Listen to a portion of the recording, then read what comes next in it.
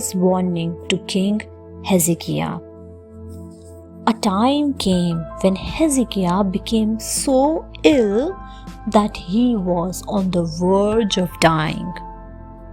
But with Isaiah's help and praying to God, he finally recovered. The people were very happy.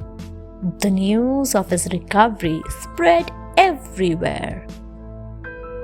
Soon the ambassador of Babylon came to see him. He brought many precious gifts from Babylon.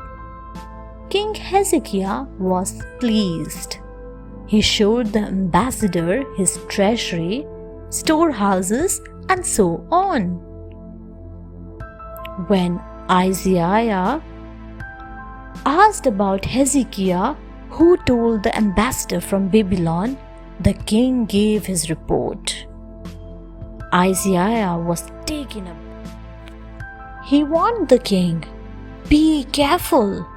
A time will come when everything will be taken to Babylon, including your very own sons."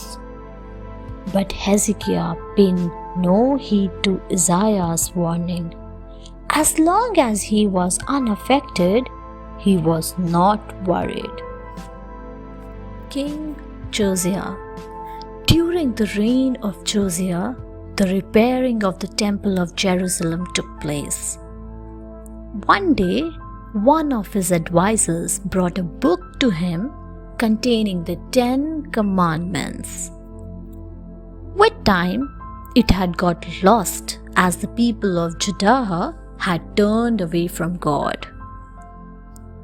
Josiah read the book and became upset.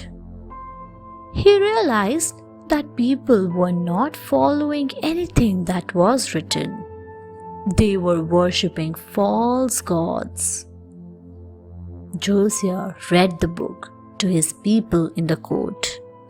He proclaimed, "From today, I promise to live by the 10 Commandments. We will honor and worship our God and follow his teachings." And on Josiah's order, all the other temples, altars, and shrines were destroyed. Then, for the first time after many years, the people celebrated the Passover. The prisoners in Babylon. After Josiah's death, people forgot the 10 Commandments. Though prophet Jeremiah warned them of the consequences, yet the people of Judah ignored his warnings. Soon, King Nebuchadnezzar of Babylon attacked Judea. The Babylonian army burned and looted everything. They stole many treasures from God's temple. They also took the people of Judah as prisoners. In Babylon, the people of Judah were longing to go home.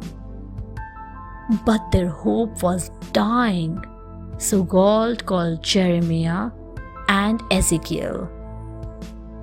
He said, "Tell the people that I am still with them. They should settle in Babylon and abide by the 10 Commandments. Soon I will bring them back and there will be happiness." When the prophets told the people all that God had said, they had hope once again. It made them strong to think that God was with them. Nehemiah rebuilds Jerusalem. A time came when the Persians conquered Babylon. All the Jewish people were returned to their homeland. Nehemiah was a high official in the court of the Persian king. He was a Jew.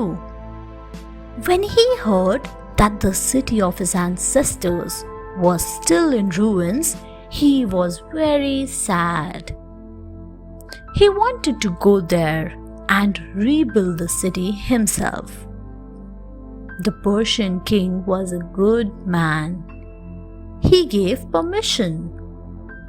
Before Nehemiah met the leaders, he assessed the work that needed to be done. Then he called all the leaders of Jerusalem and said to them, "I have been sent to rebuild the city walls. There is God's will in this." The leaders agreed to help. Nehemiah made the people work very hard. Finally, a day came when the city was complete. There was great celebration and prayers were offered to God. A procession was taken out which lasted for 7 days. Thanks for watching. Do like, share, subscribe to Sahil Book House.